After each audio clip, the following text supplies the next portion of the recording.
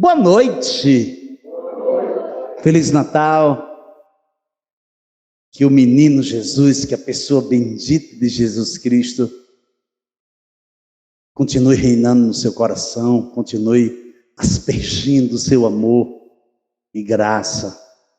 E você que se encontra conosco nessa live, seja bem-vindo, seja bem-vinda. Eu quero dizer para você que Deus nos amou primeiro, nos escolheu, nos chamou para que nós pudéssemos amar você. Então fique conosco, que Deus tem uma palavra poderosa para os nossos corações. Amém? Igreja amada do Senhor, abra sua Bíblia no Evangelho de Mateus, capítulo 2. Evangelho de Mateus, capítulo 2, do versículo 8 ao versículo 12. E, enviando-os a Belém, disse-lhes: vão e busquem informações precisas a respeito do menino. E quando tiverem encontrado, avisem-me, para eu também ir adorá-lo. Versículo 9. Depois de ouvirem o rei, os magos partiram.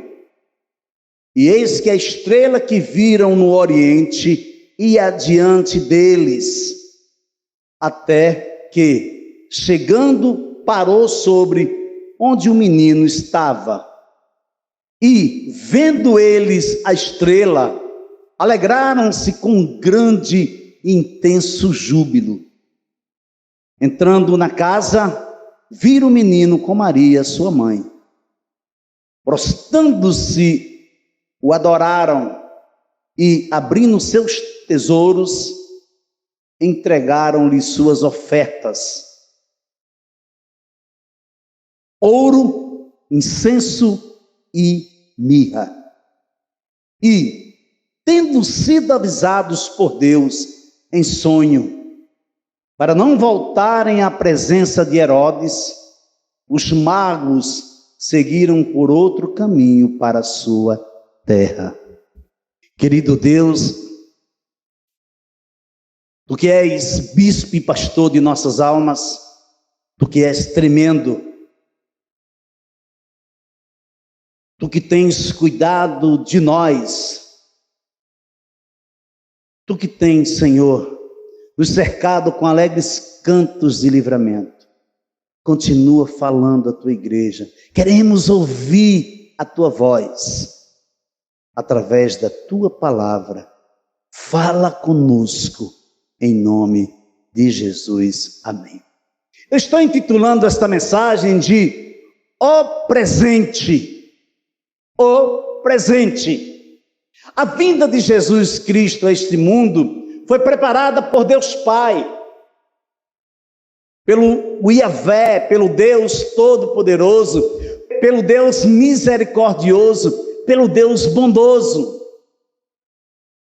que aspergiu o seu grande amor em nossos corações. Estávamos perdidos, estávamos destinados à ira eterna, estávamos desgarrados como ovelhas que não têm pastor, e Ele nos alcançou, e Ele nos chamou, Ele nos amou.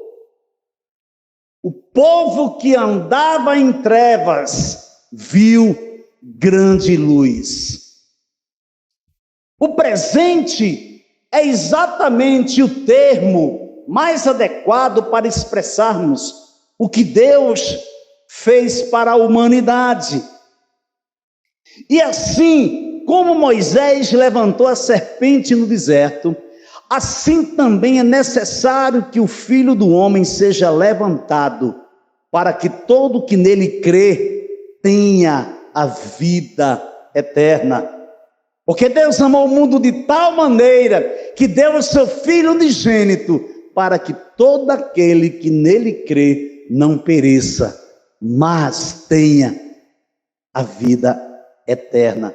Você vê que No Evangelho de João, capítulo 3, ele declara que, assim como Moisés levantou a serpente no deserto, assim também é necessário que o Filho do Homem seja levantado, para que todo aquele que nele crê, para que todo aquele que olhe para a cruz, seja salvo, tenha a vida eterna. Aí ele dá continuidade, ele vai dizer o propósito, ele vai dizer a causa, porque Deus amou o mundo de tal maneira, que deu o seu Filho unigênito, para que todo aquele que nele crê, não morra, não pereça, mas tenha a vida eterna. Evangelho de João, capítulo 3, versículos 14 ao 16, amém? A prefiguração do Messias, do libertador de Israel, estava em Moisés desde a sua infância, quando o mesmo foi caçado como um cordeiro para ser morto.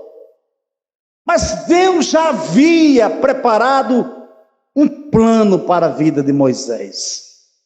Assim também Deus preparou o plano perfeito para o resgate de nossas vidas.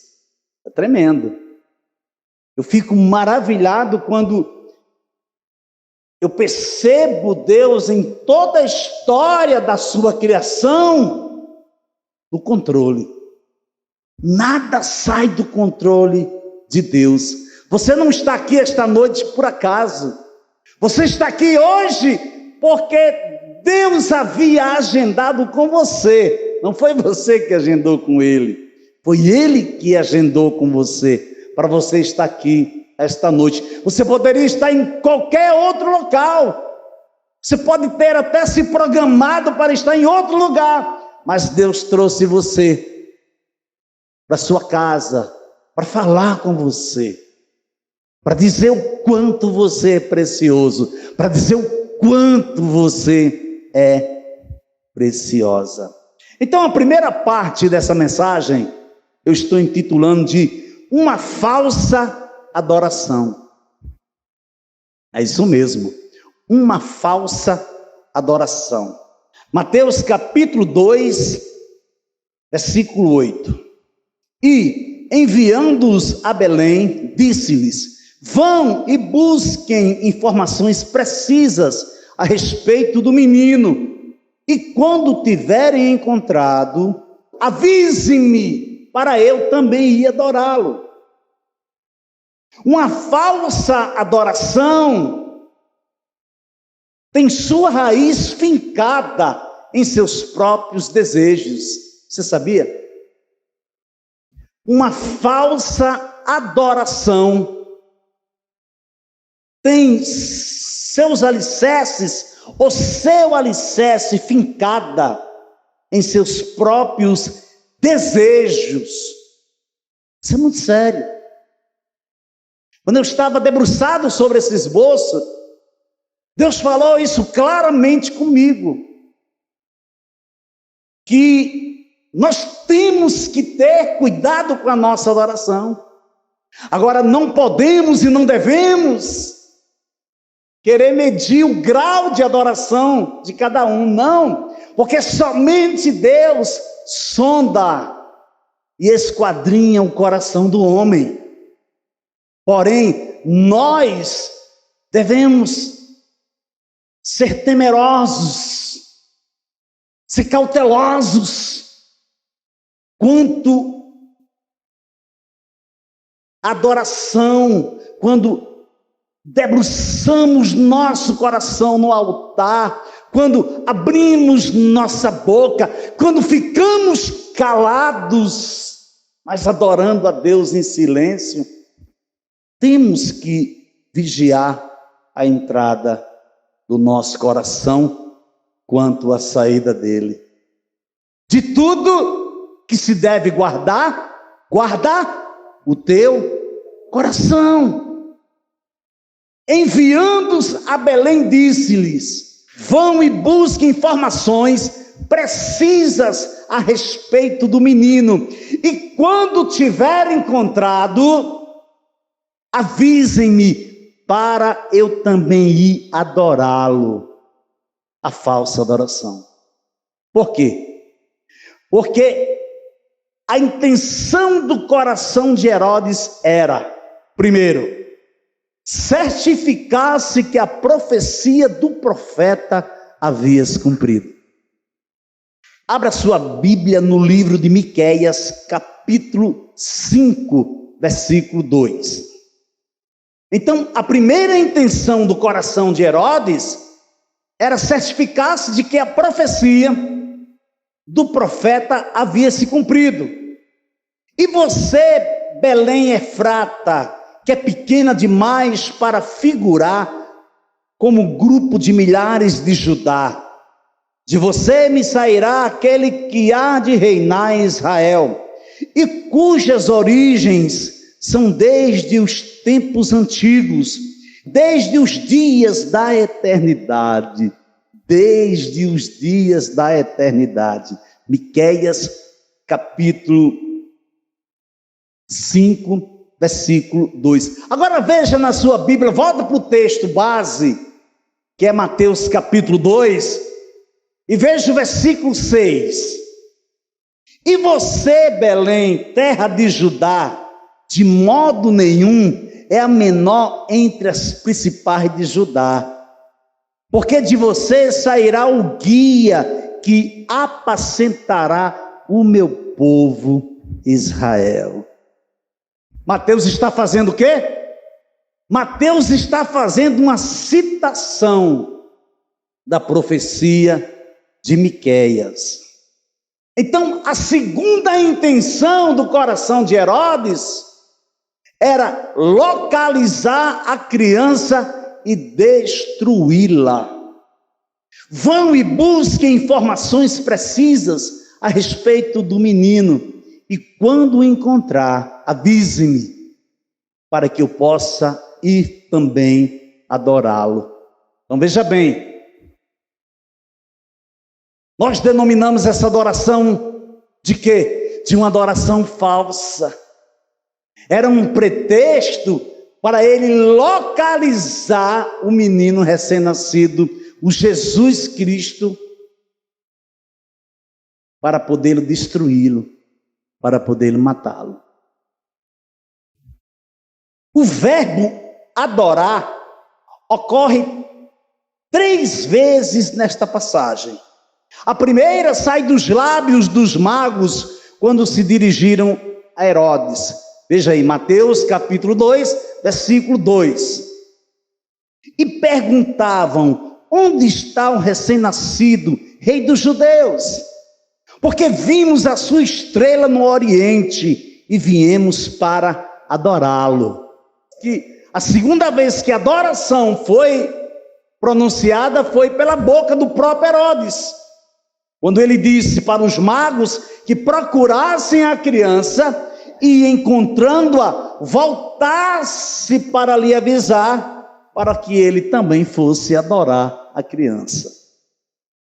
A terceira vez que aconteceu a descrição da adoração foi quando os magos encontraram o menino. Veja aí, Mateus capítulo 2, versículo 11. Entrando na casa, viram o menino com Maria, sua mãe, prostrando-se, o adoraram.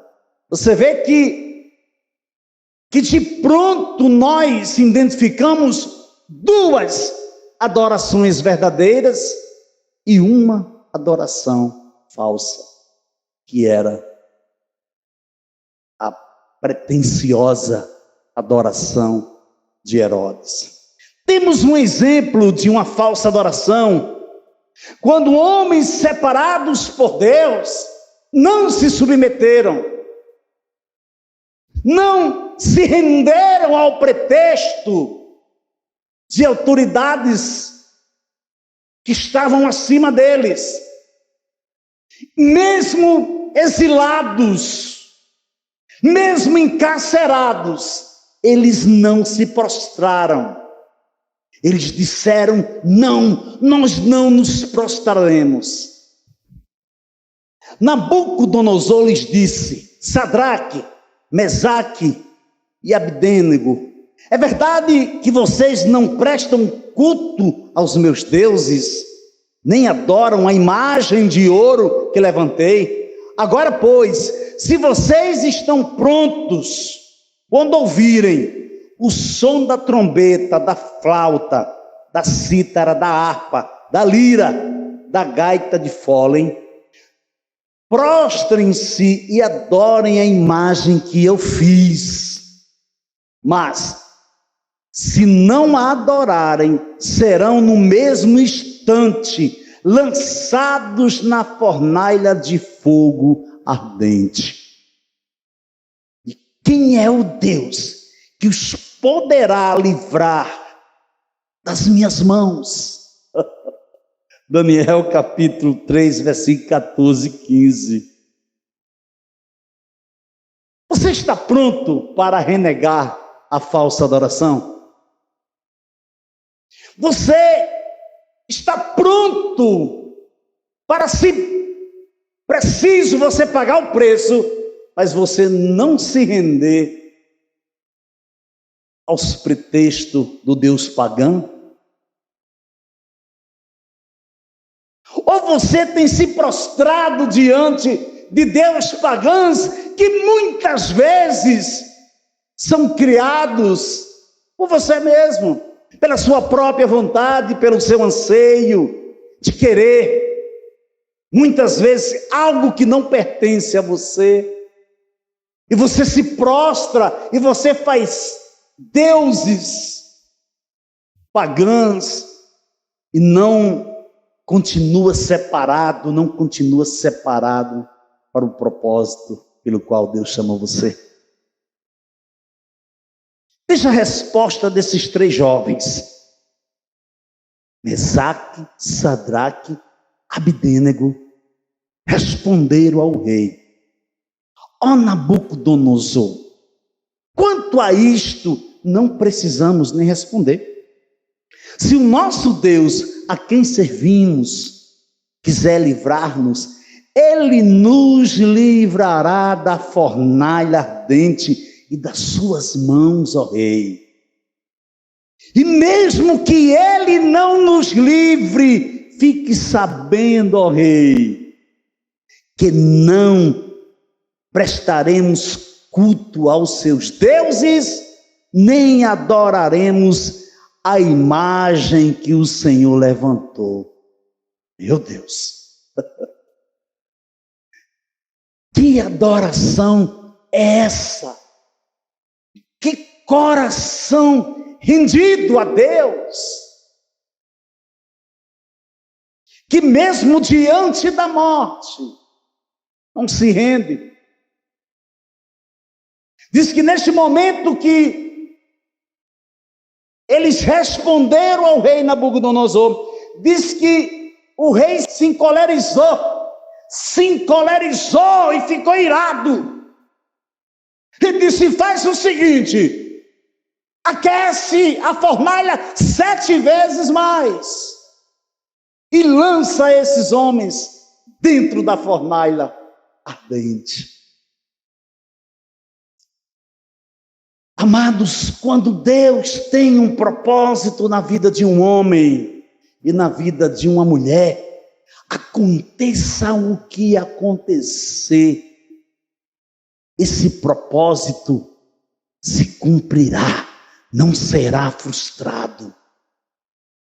Você pode passar a luta que você passar, você pode atravessar o deserto que você atravessar, mas Deus estará contigo, Deus te honrará.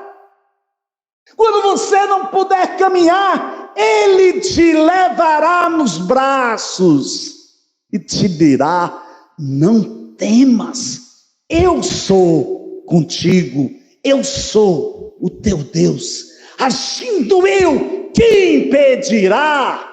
Oh, aleluia! você pode glorificar esse Deus, você pode aplaudir o Senhor nesta noite. Aleluia!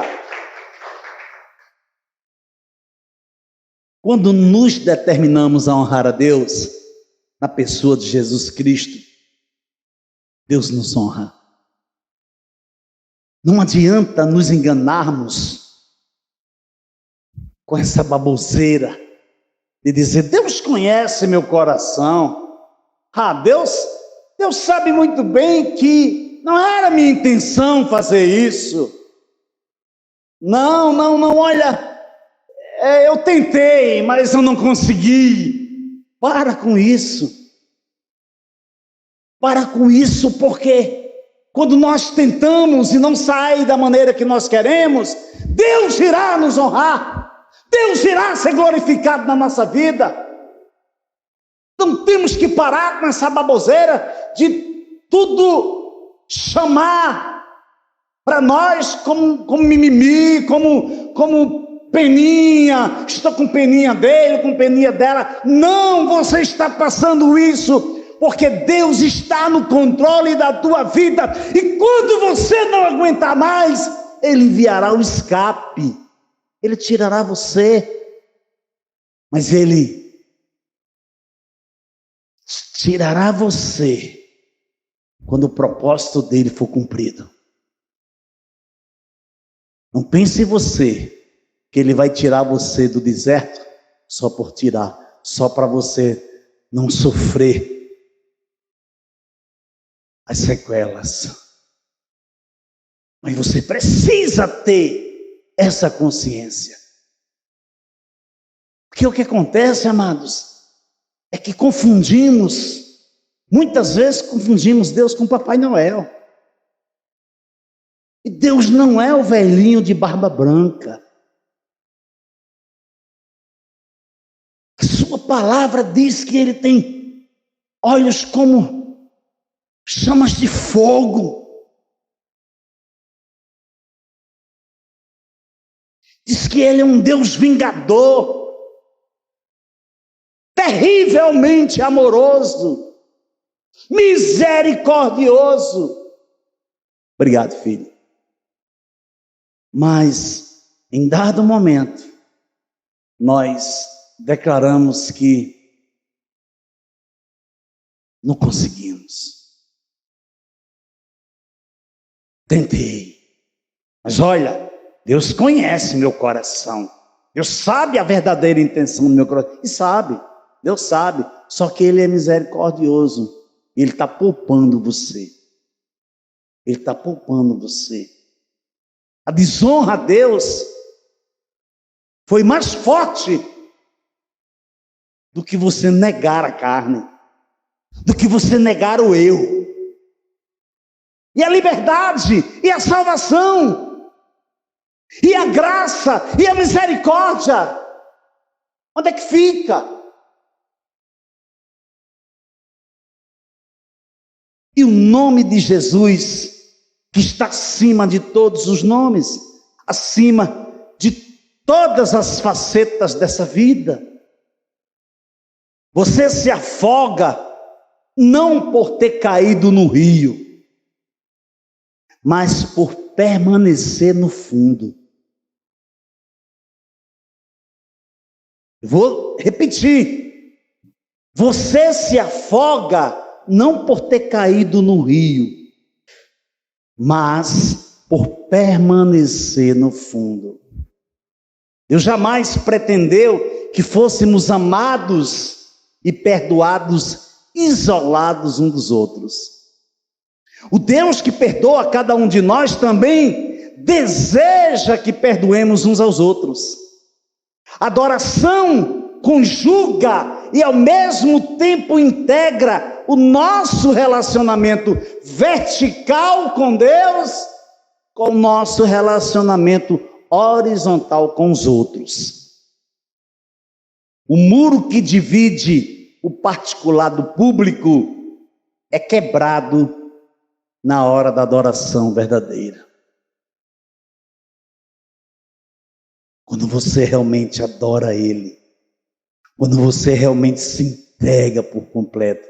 Quando você o busca de todo o coração e ele se deixa, se permite ser achado por você. É nesse momento, quando os membros se reúnem como corpo, é quando são mais completos e mais saudáveis. A segunda parte da mensagem. A primeira parte é uma falsa adoração. A segunda parte da mensagem é uma advertência divina. Mateus capítulo 2, versículo 11 e 12. Entrando na casa, viram um menino com Maria, sua mãe. Prostrando-se, o adoraram e, abrindo seus tesouros, entregaram-lhe suas ofertas: ouro, incenso e mirra. E, tendo sido avisados por Deus em sonho, para não voltarem à presença de Herodes, os magos seguiram por outro caminho para a sua terra.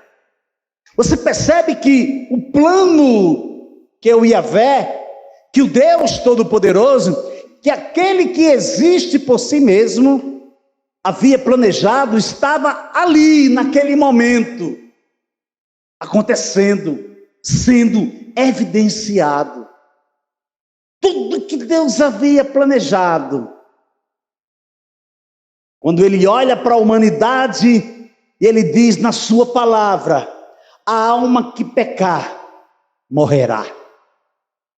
E ele não revoga a sua palavra. Ele pode até voltar atrás de não exercer o juízo em determinada ocasião, mas a sua palavra ele não revoga. E ele olha e diz: não tem jeito, mas só tem um caminho. Eu vou descer, o verbo vai se encarnar, o verbo vai habitar com eles verão a minha glória, e ele não ousará usar de usurpação, ser igual a Deus, será encontrado como homem na terra dos viventes, será obediente, e obediente até morte, e morte de cruz. Avalie, tudo que ele havia planejado se encontrava ali, naquele momento, acontecendo, se evidenciando, se materializando. Mateus usa o termo magos num bom sentido para designar, fixar, determinar a posição desses homens como homens respeitados de uma religião oriental. Era bem provável que os magos tivessem contatos com os judeus exilados e conhecessem o prestígio, a influência do profeta Daniel. Os reis magos, conhecidos popularmente, nos dão um exemplo de confiança, de conhecimento, de como guardar o que as escrituras sagradas nos revelam. Veja a fala de Jesus. Finalmente, Jesus apareceu aos 12 quando estavam à mesa e censurou-lhes a incredulidade e a dureza de coração, porque não deram crédito aos que já o tinham visto ressuscitado. E diz-lhe: vão por todo o mundo e preguem o evangelho a toda criatura. Quem crê e for batizado será salvo, quem porém não crê será condenado. Estes sinais acompanharão aqueles que creem. Em meu nome expulsarão demônio, falarão novas línguas, pegarão em serpente, e se beber alguma coisa mortífera, não lhes fará mal. se impuser as mãos sobre os enfermos, eles ficarão curados. Eu creio, isso é um pensamento meu. Eu creio que esses magos fazem parte de um grupo seleto daqueles que creem nos sinais. Muito embora os sinais que Jesus está declarando que seguirão aqueles que creem são: em meu nome expulsarão demônios, estes são os sinais. Falarão novas línguas, pegarão em serpente, e se beberem alguma coisa mortífera, não lhes fará mal. Se impuser as mãos sobre os enfermos, eles ficarão curados. Estes são os sinais que Jesus está declarando que seguirão aqueles que creem. Por isso que eu creio que esses magos, esses homens separados para seguir a estrela, e a estrela os levar até onde Jesus se encontrava, são homens que pertencem a esse grupo seleto dos que creem. Porque foi através de um sinal que os magos perceberam que o menino havia nascido. Que a profecia do profeta Miqueias havia se cumprido. A estrela aparece primeiramente para os magos no Oriente. Depois, a mesma estrela irá guiá-los de Jerusalém até Belém. Veja aí, Mateus 2, o texto base, versículo 9 e 10. Depois de ouvirem o rei, os magos partiram, e eis que a estrela que viram no Oriente ia diante deles, até que, chegando, parou sobre onde o menino estava. E, vendo eles a estrela, alegraram-se com grande e intenso júbilo. Aleluia! A grande diferença será como você receberá os sinais. Qual será a intensidade da sua alegria, do seu júbilo? Se nós olharmos para as dificuldades, para as lutas que se apresentam diante de nós e perdermos a concepção, perdermos a confiança, perdermos o fundamento do regozijo, da alegria em Cristo Jesus, enfrentaremos grandes problemas interiores e que resultarão em muitas sequelas. Então, por isso que vai depender como nós olharemos para os sinais, como nos prepararemos para enfrentá-los, para segui-los, porque os sinais seguirão os que creem. Claro que Jesus está enumerando, mas existem outros sinais que Deus quer nos apresentar. Então, qual é o sinal nesta noite que Deus está te dando? Para qual perspectiva Deus está te levando? O que você tem feito com Jesus Pascal? O que você tem feito com a salvação que foi entregue nas suas mãos, com o processo de santificação? É só para você pensar sobre isso. Então, como eu poderei vencer os obstáculos que se encontram diante de mim, tristonhos, cabisbaixos? Não, eu preciso me encher da presença de Deus. Eu preciso me encher da sua alegria. Eu preciso ter convicção plena de que eu sou mais do que vencedor, que eu posso todas as coisas naquele que me fortalece, que o meu nome está escrito no livro da vida, que eu sou menina dos olhos do Senhor e que nada poderá me separar do amor de Deus que está em Cristo Jesus. Oh, Deus maravilhoso. Então lhes disse: vão para casa, comam e bebam o que tiverem de melhor, e mandem porções aos que não têm nada preparado para si, porque este dia é consagrado ao Senhor. Portanto, não fiquem tristes, porque a alegria do Senhor é a força de vocês. Neemias capítulo 8, versículo 10. Você identifica nesse texto duas direções.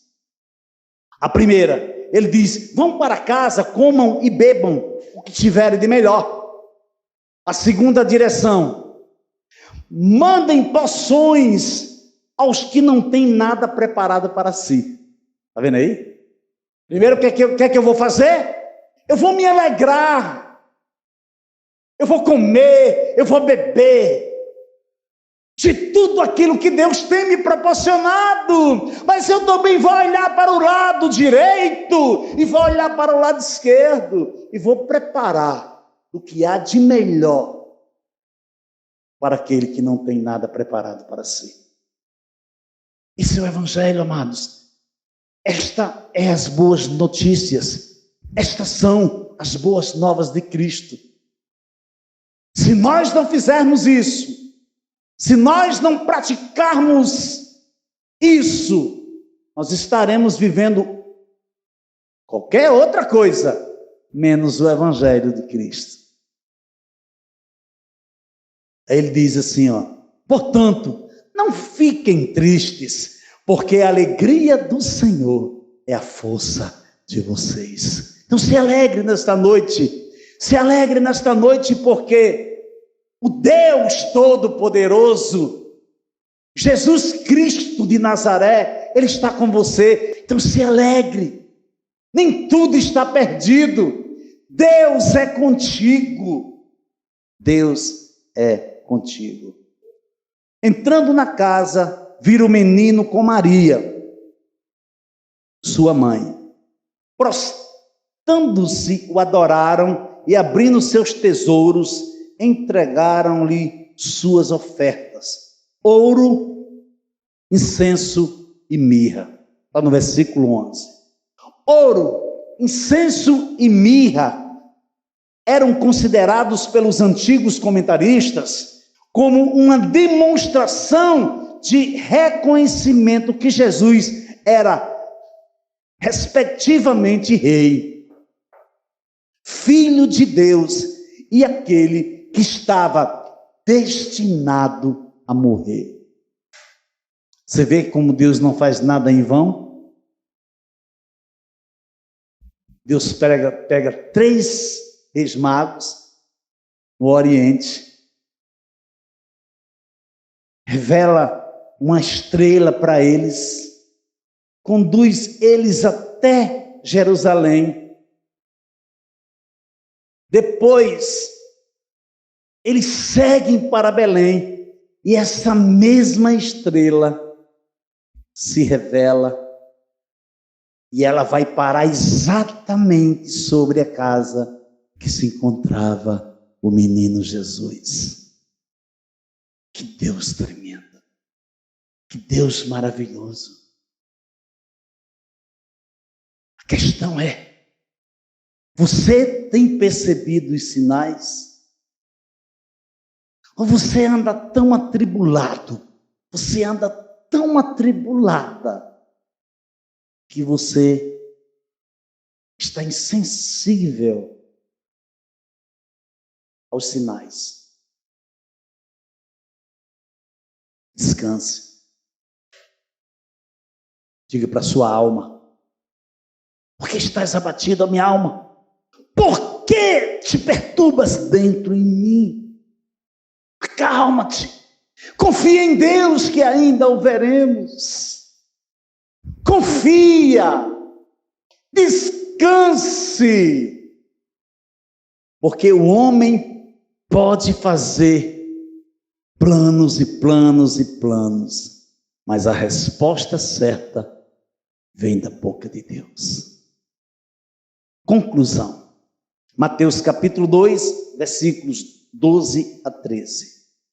E tendo sido avisados por Deus em sonho, para não voltarem à presença de Herodes, os magos seguiram por outro caminho para a sua terra. Depois que os magos foram embora, um anjo do Senhor apareceu em sonho a José e disse: levante-se, tome o menino e a sua mãe e fuja para o Egito. Fique por lá até que eu avise você, porque Herodes há de procurar o menino para matá-lo.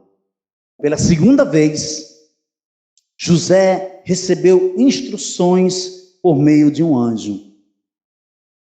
Levante-se, tome o menino e a sua mãe e fuja para o Egito. Por quê? Porque Herodes há de procurar o menino para matá-lo. Nós vimos no início, o primeiro tópico, a primeira parte da mensagem, a falsa adoração. O falso amigo, a falsa amiga, o falso leão se encontra à espreita, rodeando, rondando, procurando a quem tragar. E nós precisamos nos ater, nós precisamos continuarmos vigilantes. Aconteça o que acontecer, mesmo aquilo que nós não queremos, mas devemos dizer para Deus: Senhor, mostra-nos, revela-me, mesmo que não seja a minha vontade, mas a tua vontade é a centralidade da minha vida. E sabe o que acontece? Deus nos dá livramento. Sabe o que acontece? Deus nos honra. Sabe o que acontece? Deus vai na nossa frente. Por quê? Porque pedimos e pedimos mal. Porque pedimos para os nossos próprios deleites. E muitas das vezes nós confundimos esses deleites como farrear, como fazer como o filho pródigo, gastar tudo dissolutamente. Não! Esse deleite pode ser o meu desejo, o meu anseio, do jeito que eu quero. Peço.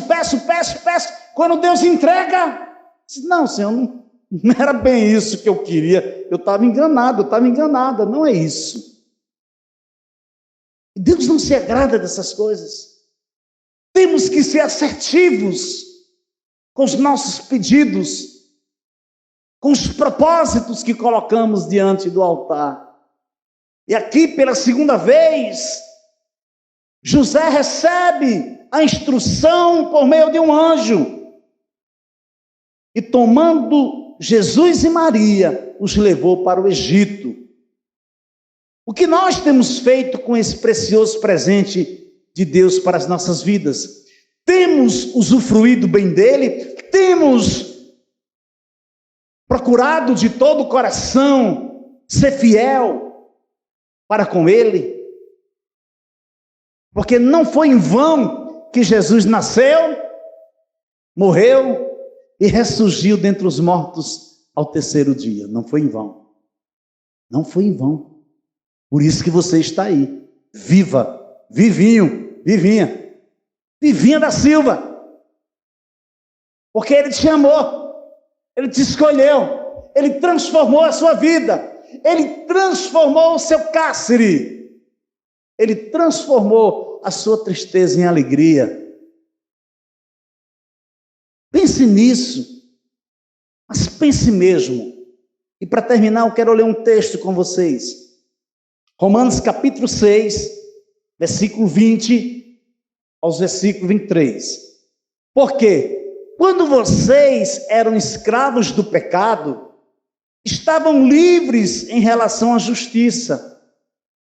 Naquele tempo, que frutos vocês escolheram? Somente as coisas de que agora vocês se envergonham, porque o fim delas é a morte. Agora, porém, libertados do pecado, transformados em servos de Deus, o fruto que vocês colhem é para a santificação. Veja que coisa tremenda. Ele pergunta primeiro, que fruto que vocês colheram quando vocês eram escravos do pecado? Somente as coisas de que agora vocês se envergonham. Aí ele diz, porque o fim delas é a morte. Agora, porém, libertados do pecado, transformados em servos de Deus, o fruto que vocês colhem é para a santificação.